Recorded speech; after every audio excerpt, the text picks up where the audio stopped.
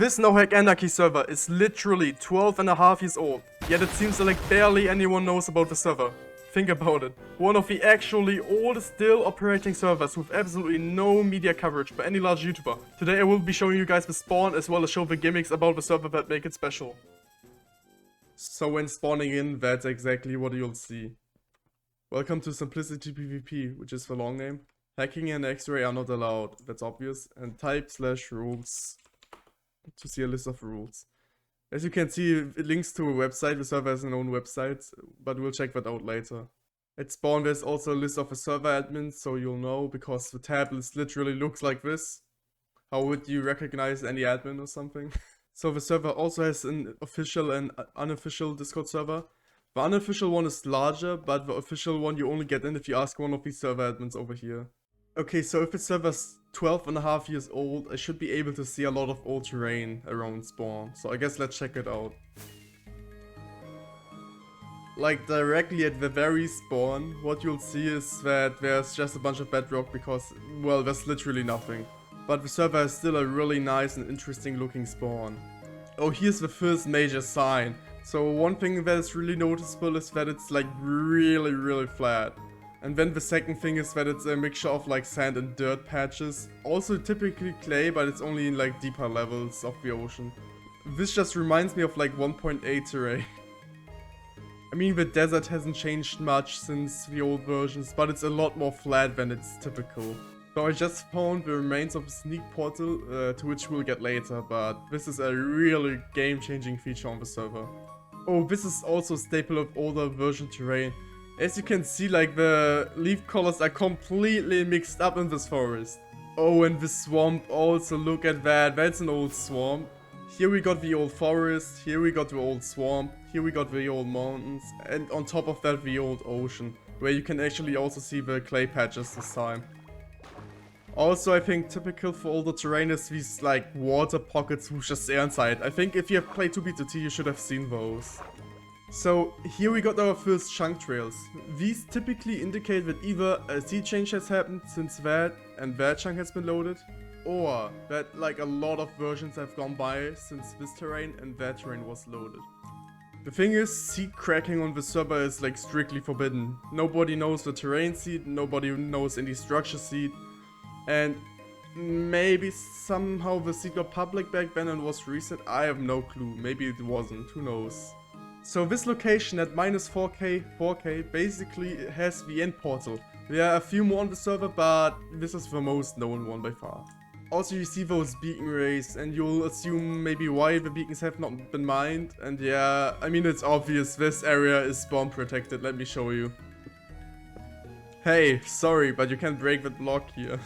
I bet some are gonna think this is retarded and weird, but you have to bear in mind the server is so old, a lot of the stuff has been just normal ages ago and it's just stuck around. I mean, when stuff is literally ancient and somehow like nostalgic or whatever, I feel like you don't really want to change it most of the time, especially when it's just not that important and just a gimmick basically.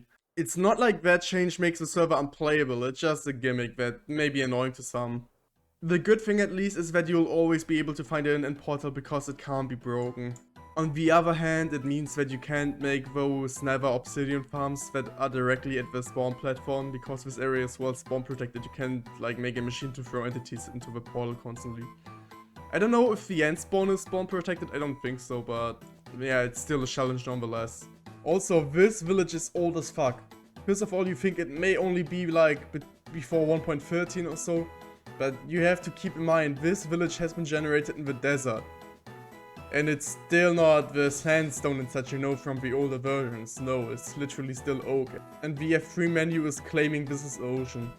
That actually makes sense. In the older versions, most of the terrain was just ocean. And especially the further you went out, the more ocean it became. At some point you were like barely ever able to find terrain. Now we are going back to the topic of sneak portals, which I've mentioned earlier. So basically, we built a portal like this. Okay, so I've built a 1x2 portal like mentioned in the article. Now what I'll do is basically I put in 1 lapis and 1 diamond block. The order doesn't matter, by the way. The more important thing is that you cannot die until you make your second portal. So let's say I've traveled across many dimensions and I've made my second portal right about here. I know this is a dumb waste, but it's just for demonstration. Let me put in my lapis and my diamond block, this time in a different order.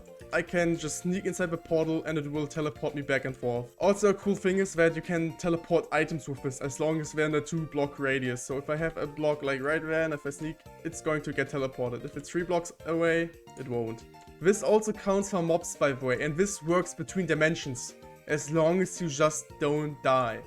On this server, people don't go to spawn to trade. They just straight up type /world. Normally there's a map on this world, but for some reason right now there isn't. Yeah, right now it's just default terrain as it seems. I don't know whether you as a player care about it or not, but there's a combat log feature, meaning if I disconnect, this is what happens. I'm pretty much a dead body who can just attack this player.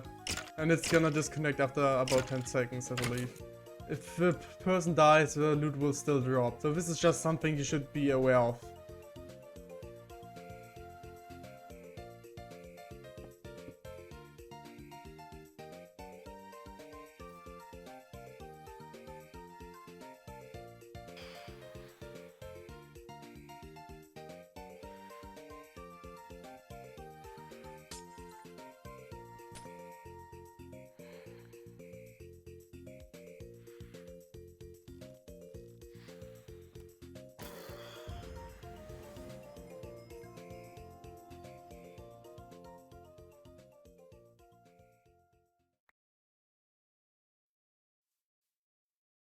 This is the official server website.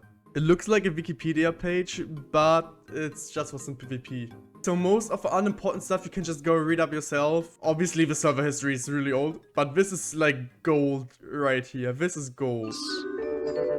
But then, the unthinkable happened. Out of nowhere, Gaujan logged in at the final link and reconnected it. Also, map arts and banners, I urge to check that yourself. Player statistics, this is extremely interesting because I don't think many other servers have this really.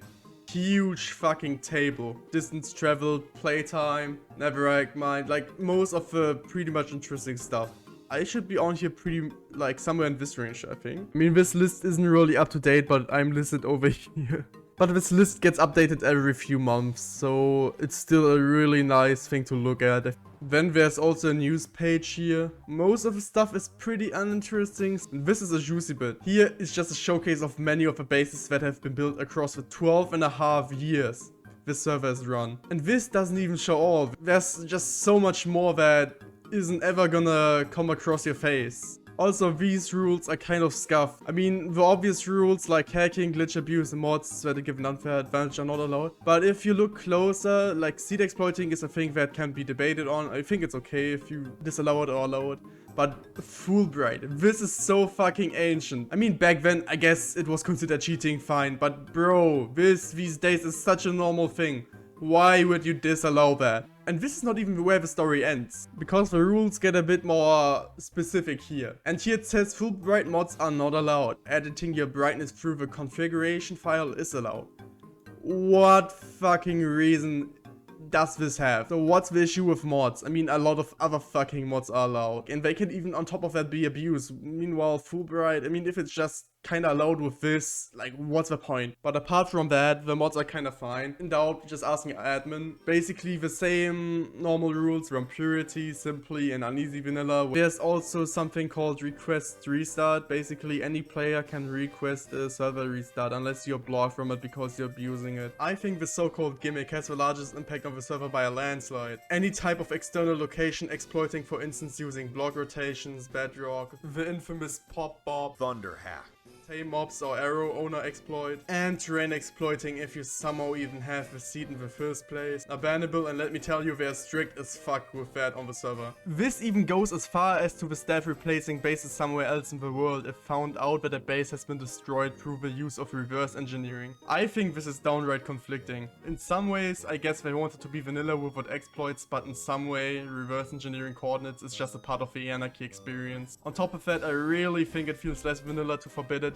yet just in case copy and paste the whole base instead of simply allowing for this. Newer Anarchy servers certainly wouldn't handle it this way, but with the age of the server you just have to understand that the mindset of the community back then was just much different, and the stuff like that just ends up sticking around. Quick advertisement before the video ends. Looking for items on Simply, Uneasy, Purity or SimPVP? This shop has it all in one. Join with the link in the description.